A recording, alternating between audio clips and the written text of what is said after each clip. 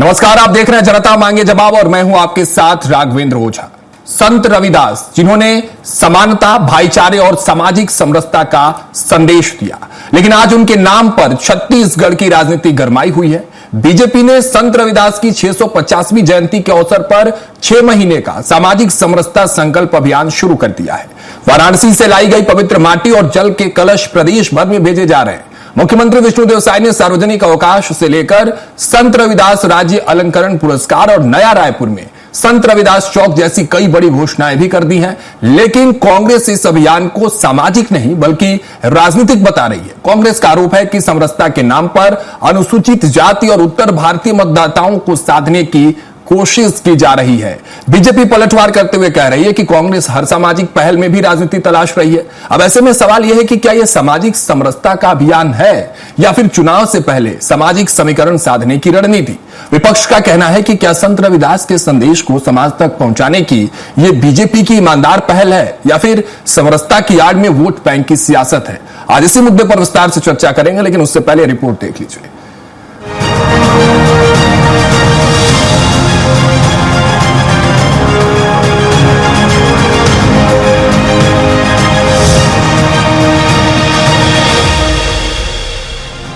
संत रविदास की 650वीं जयंती के अवसर पर छत्तीसगढ़ में बीजेपी ने सामाजिक समरसता संकल्प अभियान की शुरुआत की है।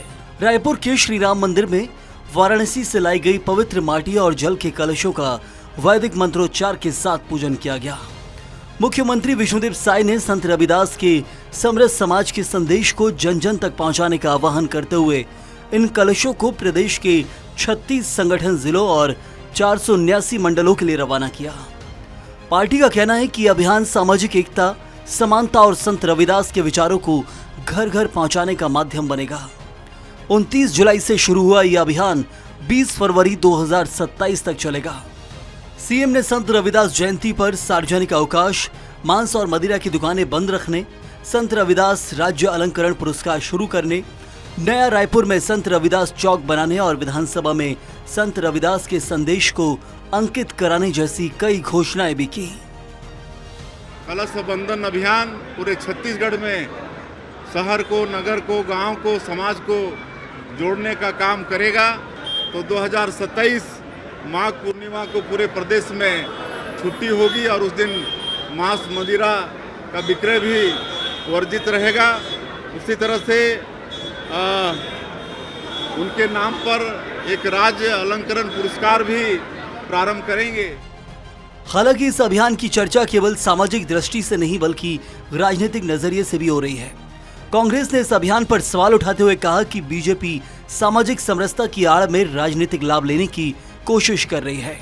वहीं बीजेपी ने कांग्रेस के आरोपों को खारिज करते हुए इसे समाज को जोड़ने का अभियान बताया है। संत रविदास जी ने तो भाईचारे का संदेश, प्रेम, सद्भाव और सभी चीजों का ज्ञान दिया था। आप उनकी जयंती पर कार्यक्रम कर रहे हैं। भारतीय जनता पार्टी से मेरा निवेदन है, जयंती का कार्यक्रम अच्छी बात है, साथ साथ में जो संत रविदास जी ने जिस बात को कहा है, जिस बात के लिए उनको जाना जाता है, उस रास्ते पर भी चलकर इस प्रदेश और इस देश की जनता के जो काम है, जो उनको दुख देने का काम भारतीय जनता पार्टी कर रही है, तो लोगों को कैसे ज्यादा से ज्यादा लाभ पहुंचे उस पर निराकरण होना चाहिए। जब हम संतों का, महात्माओं का, मंदिरों का, देव स्थानों का संरक्षण भी करते हैं, संवर्धन भी करते हैं और ऐसे महापुरुषों को स्मरण करते हैं, उनकी कृतित्व को हम जनता तक लेकर जाते हैं, उसकी महानता को हम बताते हैं, आत्मसात करते हैं, तो कांग्रेसियों के पेट में दर्द क्यों हो रहा है?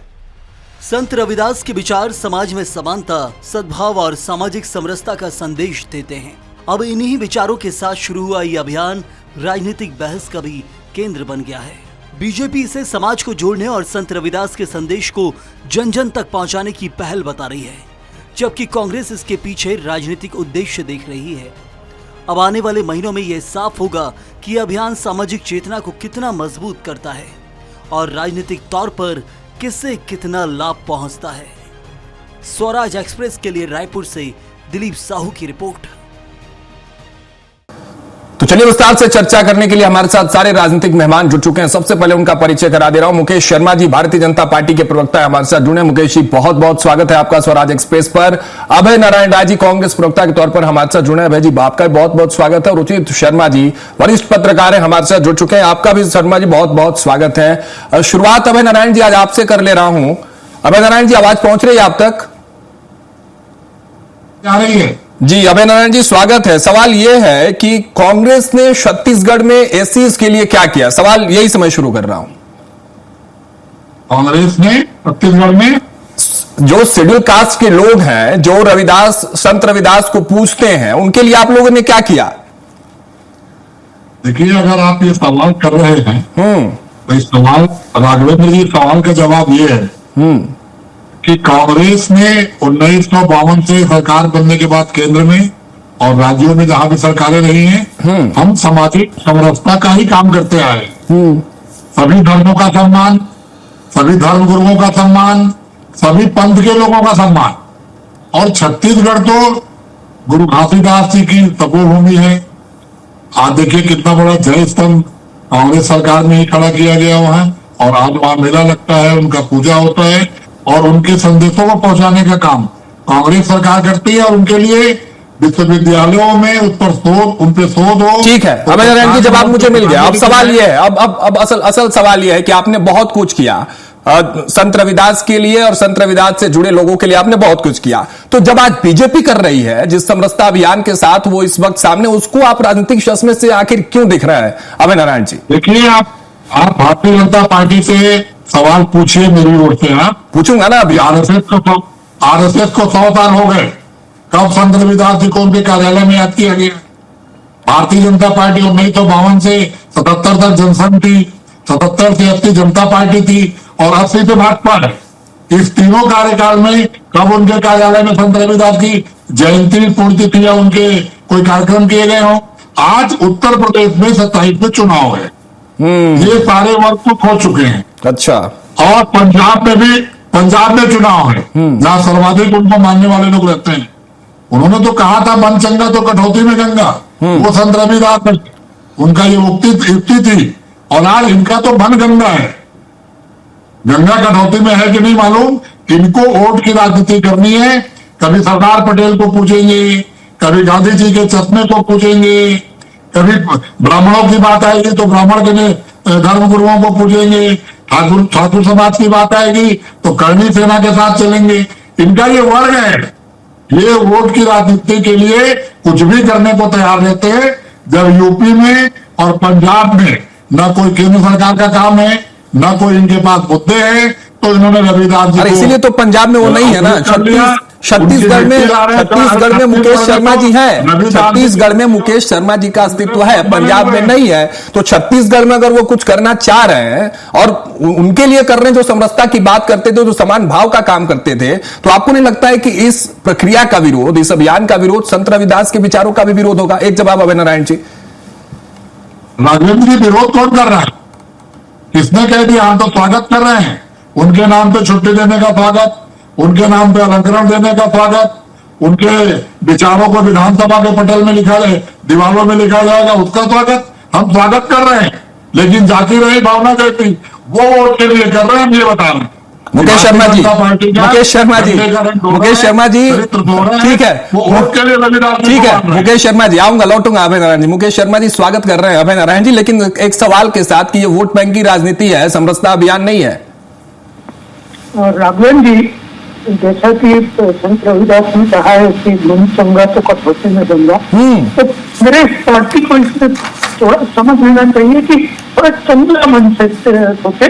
जब समरसता की बात आती है, शांति की बात आती है, शांति के संदेश की बात आती है, प्रेम की बात आती है, मानव एक समान जैसे संदेश किसी संत के द्वारा दिया जाता है और उस संत को यहाँ याद किया जाता है, उस संत के प्रवचनों को, उन संत के संदेशों को लोगों तक ले जाने की बात होती है, तो कांग्रेस पार्टी कुछ राजनीति क्यों दिख रही है? नहीं, टाइमिंग को लेकर ना शर्मा जी, टाइमिंग को लेकर सवाल उठा रहे हैं कि उधर पंजाब में इलेक्शन है, उत्तर प्रदेश में इलेक्शन है, तो ये टाइमिंग को लेकर सवाल है। वो तो कह रहे हैं कि स्वागत योग्य है। सारे काम, सारे शुभ काम, अच्छे काम के लिए कोई टाइमिंग होता नहीं है। टाइमिंग हो, कोई भी टाइम हो, यदि समरसता, प्रेम, शांति की बात हो रही है तो उसका स्वागत ही होनी चाहिए।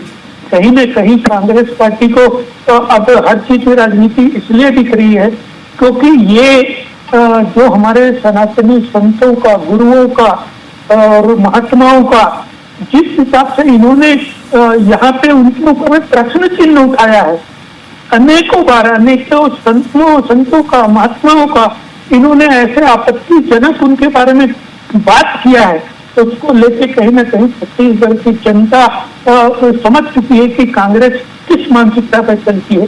कैसे तुष्टीकरण करवाने के लिए, तुष्टीकरण करने के लिए इस प्रकार हर चीज में प्रश्न चिन्ह उठाना, हर विषय पर राजनीति का विषय बनाना, मैं तो कहता हूँ कि कांग्रेस पार्टी के लोगों को भी ऐसे संतों के संदेशों को स्वीकारना चाहिए। जैसे गुरु घासीदास बाबा ने कहा है छत्तीसगढ़ी में कि मनखे मनखे एक समान, वही बात संत रविदास ने भी कहा है कि मानव मानव एक समान, आपस में प्रेम हो, तो सहिष्णुता हो, शांति हो।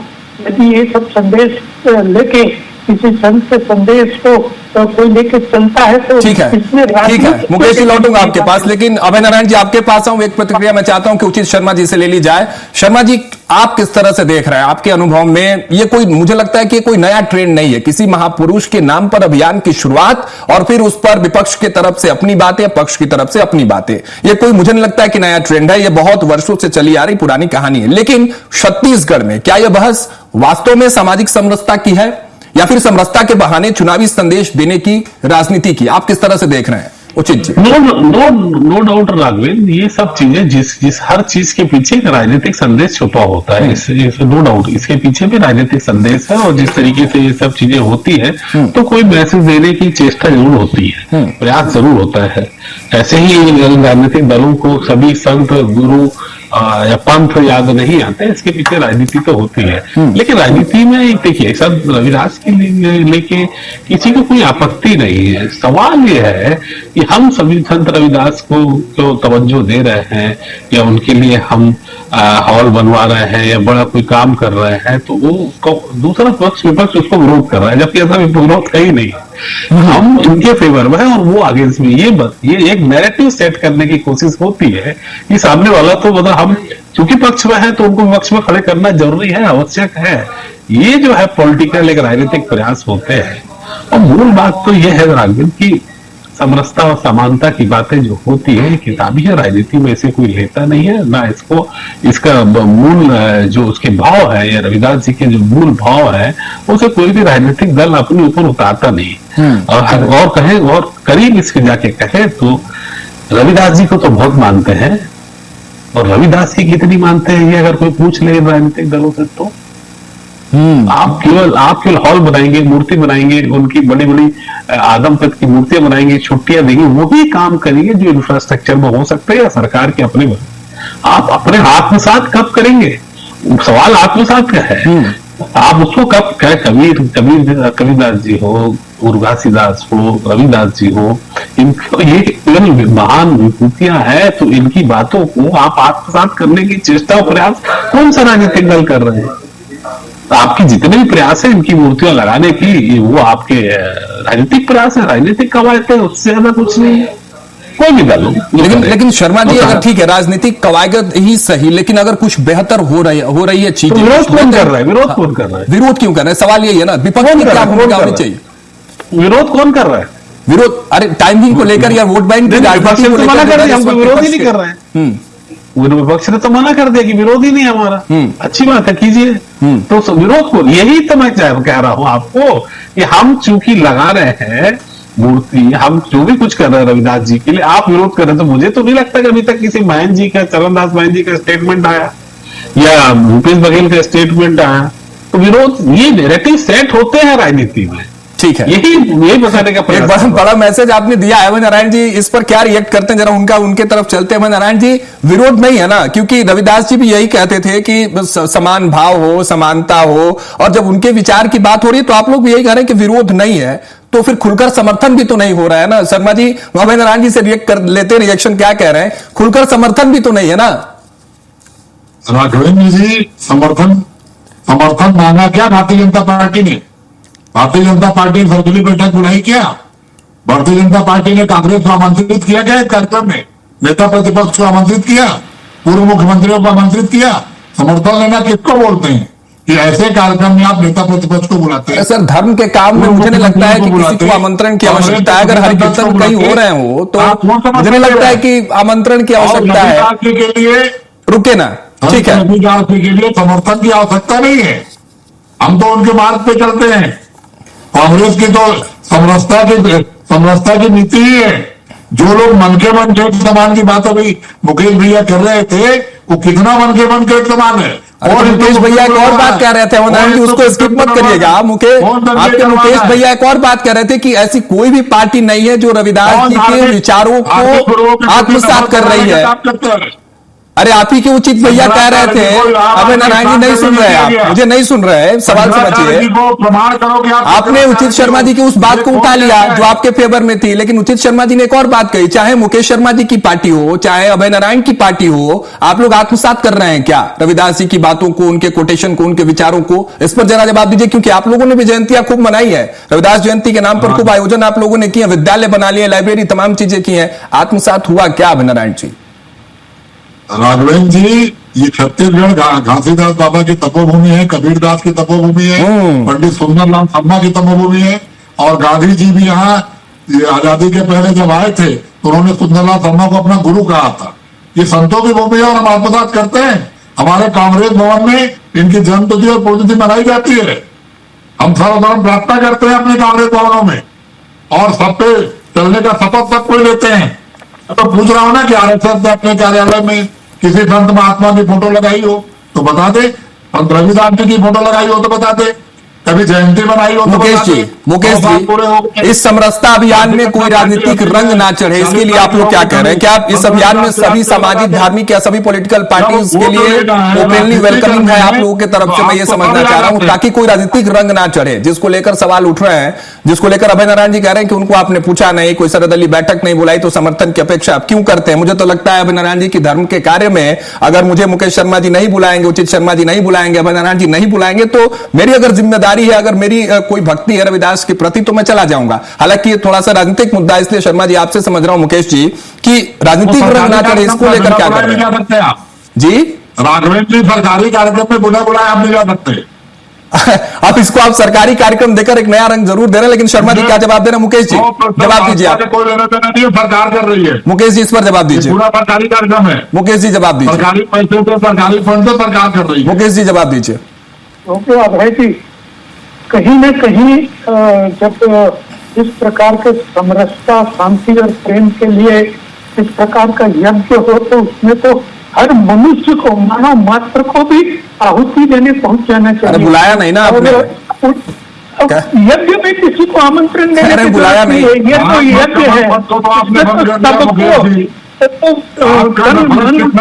सब लोगों को छूट जाना चाहिए, जुड़ जाना चाहिए।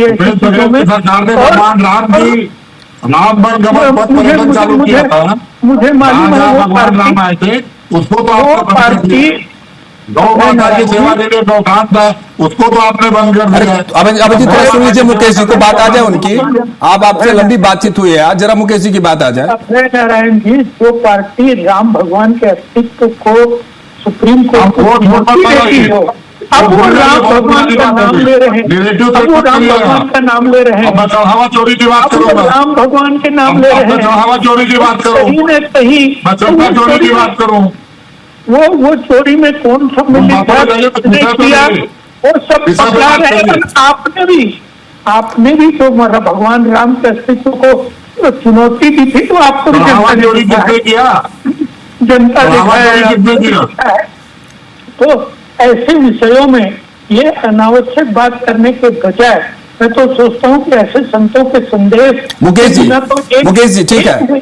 मुकेश जी एक सवाल जो महत्वपूर्ण इस पूरे अभियान के इर्द गिर्द जो घूमती हुई नजर आ रही है, वो मैं आपसे समझना चाह रहा हूं कि वोट बैंक को लेकर जो सवाल या जो नैरेटिव इस वक्त अभय नारायण जी सेट करने की कोशिश कर रहे हैं, उसके पीछे कोई बेस नहीं है। इसको लेकर जरा पहले क्लियर कर दीजिए। देखिए, निश्चित रूप से ऐसे अभियान जो राजनीतिक दल हो या कोई भी संगठन हो, समाज में समरसता, प्रेम, शांति का संदेश, और जिसके बिना एक मनुष्य जीवित नहीं रह सकता। उचित जी बता रहे थे कि हर चीज राजनीति के लिए है, तो चाहे वो राजनीति हो या समाज हो, राष्ट्र हो, उसके अंदर में प्रेम, शांति, समरसता के बिना न मनुष्य चल सकता है, न समाज चल सकता है, न राष्ट्र चल सकता है, चाहे उसके पीछे ध्येय कुछ भी हो। लेकिन ध्येय यदि शुद्ध है तो ऐसे ध्येय से स्वयं को जोड़ लेना ही अच्छा ही है, स्वयं को जोड़ ही लेना अच्छा ही है। और ऐसे टाइम में यदि भारतीय जनता पार्टी ऐसे अभियान चला रही है छत्तीसगढ़ के अंदर में 6 महीने के लिए, ऐसे संत जहाँ जन्म लिए थे, जिनकी 650वीं जयंती के अंदर में उनके जन्म स्थान से, उनके कर्म स्थान से वहाँ की मिट्टी और जल को लेके कलश निकाल लोगों में जागरण फैलाने का प्रयास कर रही है, तो इसमें राजनीति ही नहीं देखना चाहिए। इसके अंदर में अच्छाई है, समाज को। ठीक है, अभय नारायण जी, उसके बाद मैं शर्मा जी से एक आखिरी कंक्लूजन सवाल लूंगा जो बेहद जरूरी है। अभय नारायण जी, आप लोग डरे हुए हैं क्या इस अभियान के बाद कि अगर अनुसूचित जाति और उत्तर भारतीय मतदाताओं को रिझा लिया गया, अगर आपके तरफ से कि लग रहा है कि इस तरह का कोई कार्यक्रम है, तो फिर आपके हाथ से वोट बैंक छिटक जाएगा, इसका कोई डर है, इसलिए आप बार बार इस पर काउंटर कर रहे हैं? राघवेंद्र जी, जंतर मंतर के आंदोलन के बाद, दतिया के परिणाम के बाद, बांकीपुर के परिणाम के बाद तो देश का डर खत्म हो रहा है, प्रेत का डर खत्म हो रहा है। कांग्रेस क्यों डरेगी? कांग्रेस समरसता के लिए पूरे जीवन काम करती है, करती रहेगी, और हम तो इन संतों का अपने कांग्रेस भवनों में जयंती और पुण्यतिथि मनाते हैं। ये वोट की राजनीति करते हैं। रैदास जी के, रविदास जी के संदेशों की अगर बात करें तो भाजपा उसका 0% भी, 1% भी सीख ले तो देश में सामाजिक सद्भाव हो जाएंगे। हिंदू मुस्लिम, हिंदू क्रिश्चियन और सभी धर्मों से जो नफरत पैदा करने का कभी नहीं होगा। जनता ने भारतीय जनता पार्टी को आशीर्वाद दिया है, एक बार नहीं 4 बार आशीर्वाद दिया, 4 बार आशीर्वाद भारतीय जनता पार्टी को। भारतीय जनता पार्टी है कि मनोज नहीं, चलिए उस आईने में तो झांकने की जरूरत दोनों पार्टियों को है, और उदित शर्मा जी ने शुरुआती भी अपने वक्तव्य में कहा था कि उस आईने में झांकने की जरूरत आप दोनों की है। महत्वपूर्ण सवाल शर्मा जी, अब क्या आपको लगता है कि इस तरह की जो प्रतीकात्मक घोषणाएं हैं जिसको लेकर काउंटर कर रहे हैं अभय नारायण जी, जैसे अवकाश हो गए, पुरस्कार और चौक के नामकरण, मतदाताओं को प्रभावित करती है ऐसी चीजें? क्या प्रभाव देखने को मिलता है? इसका इंपैक्ट, इसका इफेक्ट चुनाव में होता है, जिसका डर इस वक्त नो डाउट, भले अभय नारायण जी कह रहे हैं कि नहीं कांग्रेस को डर नहीं है, लेकिन ये सारी कहानी उसी डर के किरदार के पीछे छिपी हुई है, उसी डर के वटवृक्ष के नीचे दबी हुई है।